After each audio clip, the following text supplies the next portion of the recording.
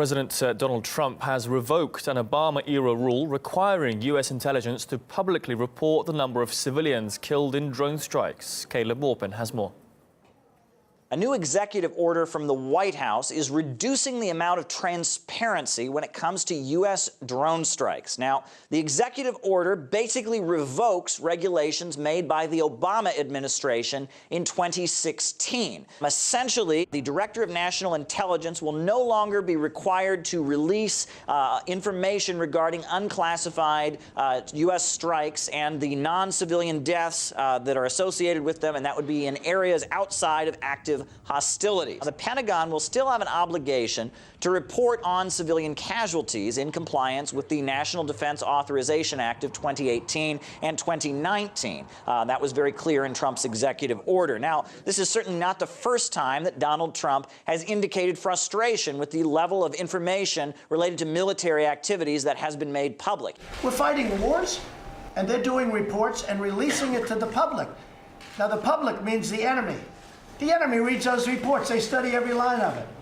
Those reports should be private reports. Let them do a report, but they should be private reports. It's also important to note that we have a statement that is reportedly coming from a spokesperson for the White House Security Council. Now, it was given on the condition of anonymity. It's being widely reported. We cannot confirm it. What it is saying is that apparently the activity, the intent of this executive order is minimizing to the greatest extent possible civilian casualties and acknowledging the responsibility when they unfortunately occur during military actions, but at the same time getting rid of what they're calling superfluous reporting and requirements that don't actually improve government transparency, but rather distract intelligence professionals from their primary mission. The history of drone strikes is quite shocking. There have been a number of rather tragic incidents that have taken place over the years.